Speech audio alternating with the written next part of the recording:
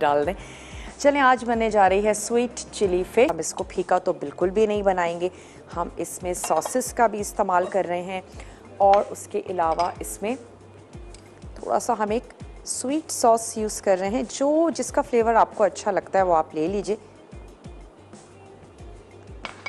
चलें, नमक हमने इसमें ऐड किया और साथ ही हम इसमें शामिल करने जा रहे हैं काली मिर्चों का पाउडर। मेरे पास जो ये स्वीट चिली सॉस है ये मैंगो के साथ है, चिलीज़ भी हैं उसमें और इसमें मैंगो की हल्की सी खटास है। तो चलें, नमक और काली मिर्च के साथ हम इसको थोड़ा सा मिक्स कर लेते हैं और इसके बाद बैटर जब आप बनाएं तो उसको फौरी तौर पर हमें करना है यूज़, क्योंकि हम उसमें बेकिंग पाउडर ऐड कर देंगे, वो अपना काम शुरू कर देगा। तो हमने बैटर बना के बहुत ज़्यादा देर तक रखना नहीं है। तो मैं चाह रही हूँ हम फ़िश को थोड़ा सा टाइम तो दें एटलीस्ट कि वो मैरिनेट हो जाए। तो हम ऐसा करते हैं, पहले बना लेते हैं इसका सॉस। 1 से 2 टेबल स्पून सॉस को थोड़ा सा ऑयली रखते हैं, मज़े का लगेगा। चलें, ये हो गया और अब हम इसमें शामिल कर देते हैं लहसुन। थोड़ा सा लहसुन हमारा कड़कड़ाना शुरू हो जाएगा तो मैं इसमें ऐड कर दूंगी सॉसेस, नमक, थोड़ा सा पानी। सॉसेस को, ये जो हमारा सॉस बनने जा रहा है जिसमें हम हॉट सॉस भी ऐड कर रहे हैं, हम इसमें स्वीट सॉस भी ऐड कर रहे हैं, चिली सॉस, गार्लिक सॉस भी हम इसमें शामिल कर रहे हैं। तो आपके हिसाब से आप इसको गाढ़ा रखें, जितना गाढ़ा आपको अच्छा लगता है। सबसे पहले तो हमने इसमें ऐड कर दिया गार्लिक, हल्का सा इसको सौते करते हैं, फिर मैं इसमें सॉसेस ऐड कर दूंगी, थोड़ा सा नमक और पानी। चलिए, सबसे पहले तो हम इसमें ऐड कर देते हैं हॉट सॉस। आंच को बंद कर देते हैं थोड़ी सी देर के लिए और हम इसमें शामिल कर देंगे garlic sauce, chilli garlic sauce, ये हमने इसमें ऐड कर दिया और इसके साथ ही हमने इसमें ऐड कर देना है स्वीट सॉस। जो आपको अच्छा लगता है वो यूज़ कर लीजिए।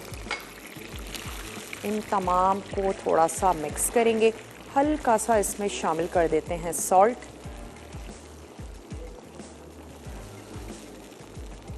और थोड़ा सा मैं पानी इसलिए ऐड कर रही हूँ ताकि हम इसको आपस में थोड़ा सा कुक होने दें और सॉसेस का जो फ्लेवर है वो आपस में अच्छा सा मिक्स हो जाएगा। तो 2 से 3 टेबल स्पून ऐड कर देंगे पानी।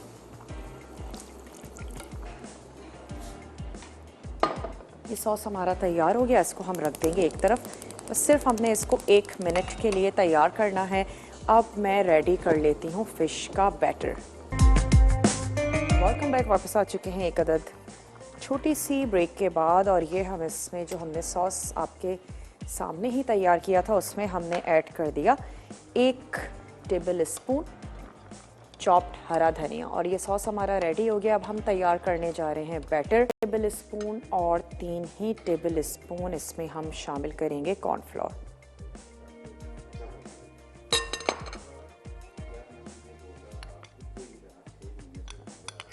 ये चला गया इसमें कॉर्नफ्लोर। हीप्ड टेबल स्पून आपने ले लेने हैं और इसमें हम ऐड करेंगे 1 अदद अंडा,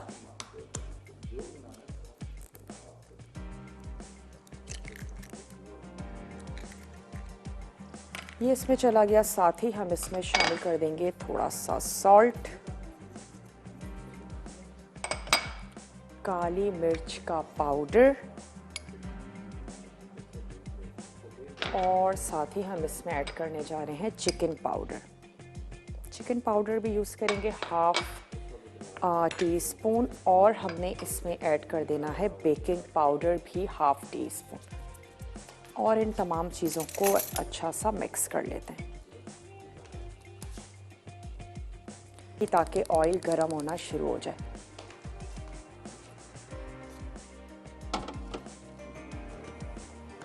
इस बैटर को आप यूज़ कर सकते हैं जनाब, प्रॉन को फ्राई कर रहे हैं या फ्रेंच फ्राइज़ के लिए भी वैसे यूज़ कर सकते हैं, बहुत अच्छा लगेगा। थोड़ा थोड़ा सा ऐड करते जाएंगे और बैटर की कंसिस्टेंसी ऐसी होनी चाहिए कि कोट कर जाए, यानी कि ना तो बहुत ज़्यादा गाढ़ा हो और इतना पतला भी ना हो कि जब हम कोट करें तो सारा ही बह जाए। थोड़ा थोड़ा सा ग्रेजुअली ऐड करते जाते हैं और इसको हम मिक्स करते जाएंगे।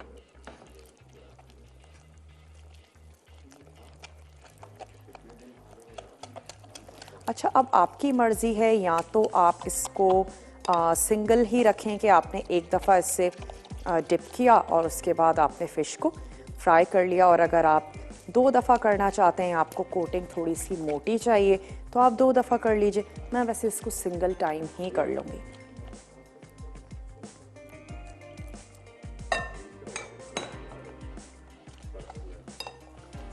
ऑयल की आंच को खोल देते हैं और मैं क्या करूँगी, एक तरीका तो ये है कि आप एक एक फ्ले को लेते जाएं और इसमें डिप करते जाएं और फ्राई करते जाएं, और एक तरीका ये है कि मैं ये तमाम फ्लेज इसमें ऐड कर दूँगी और टोंग की मदद से हम उसको फ्राई करते जाएंगे। चलें, थोड़ा सा 1 टीस्पून मैं इसमें और ऐड करने जा रही हूँ कॉर्नफ्लोर।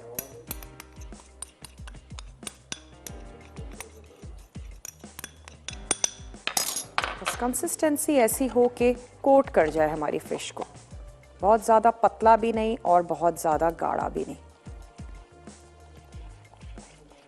चलें जी, अच्छा सा विस्क की मदद से मिक्स कर लीजिए ताकि मैदे के किसी भी किस्म के कोई लम्प्स जो हैं वो इसमें ना रहें। अब हम ले लेते हैं टोंग। फ़िश फ्लेज हैं, बहुत जल्दी से कुक हो जाते हैं, कोई इतना ज़्यादा इसमें टाइम नहीं लगता है। इसको मैंने किया अच्छा सा मिक्स।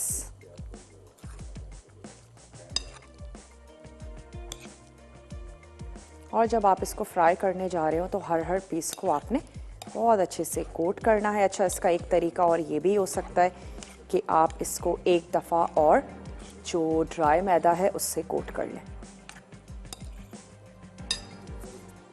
तो मैं ये करती हूँ कि कुछ जो हमारे फ्लेज हैं उनको अच्छा सा कोट कर लेते हैं और एक प्लेट में रखते जाते हैं, उसके बाद हम उनको कर लेते हैं फ्राई, ताकि कुछ पीसेस हमारे पास बिल्कुल रेडी होंगे और हम उनको एक साथ, हमने सारी फ़िश ऐड भी नहीं करनी है, थोड़ी थोड़ी करके शामिल करेंगे।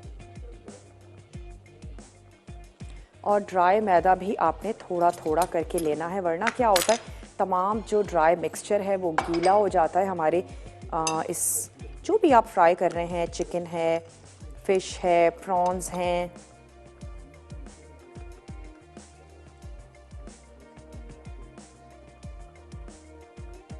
ब्रेक पर भी जाना है तो ऐसा करते हैं, ब्रेक में मैं कुछ पीसेस करके रखती हूँ ताकि जब हम वापस आएँ तो हम आपके सामने इसको फ्राई कर लेते हैं। सॉस तो इसका बना हुआ है, सिर्फ अब हमने इसको फ्राई करना है और फ़िश को हमने सॉस के साथ सर्व करना है, और कुछ भी नहीं है। फ़िश का कुकिंग टाइम भी ज़्यादा नहीं होता, बहुत जल्दी फ़िश तैयार हो जाती है।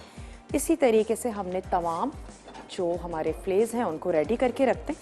आप चाहिए, बहुत ही छोटा सा ब्रेक है, लेकर आइए, मिलते हैं ब्रेक के बाद। एक्सेस मैदे को निकाल देंगे। कोटिंग के लिए जब भी हम कुछ भी बना रहे हैं, रोस्ट बना रहे हैं, फ़िश बना रहे हैं, कोटिंग के लिए जब भी हम मैदा यूज़ करते हैं तो आप उसको दोबारा से सेव कैसे कर सकते हैं, उसको छान लीजिए एक बार, ताकि उसमें जो भी गीलापन है वो निकल जाए।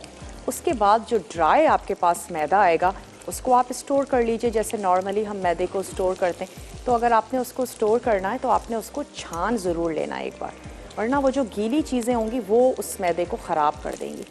थोड़ा सा इसको टर्न करते हैं और मैं इसको फिर निकाल के दूसरी फ़िश ऐड कर देती हूँ। अगर आपको कोटिंग बहुत ज़्यादा मोटी नहीं अच्छी लगती है तो आप सिंगल दफ़ा करके और फिर इसको सर्व कर दें, आपकी पसंद पर है।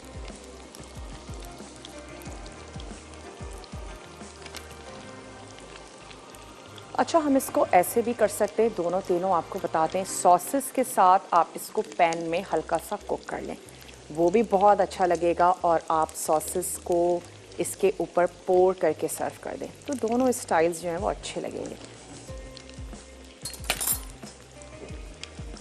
सूप पक गया है, लेकिन मैं इसकी आंच इसलिए बंद नहीं कर रही हूँ कि हम गर्मा गर्म सूप को सर्व करें, तो मैंने उसको बिल्कुल स्लो कर दिया है ताकि वो थोड़ा सा हल्की आंच पे कुक होता रहे और हम उसको अब भाप उड़ाता हुआ सूप जो है उसको हम सर्व कर दें।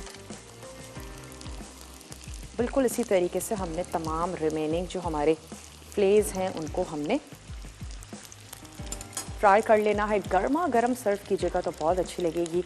और इसके अलावा अगर आप इसमें स्वीट टच बिल्कुल भी नहीं देना चाहते हैं तो फिर आप इसको एज इट इज़ सर्व कर दीजिए अपने पसंद की कुछ तीखी सी चटनी के साथ। चलिए ये वाले पीस निकाल लेते हैं।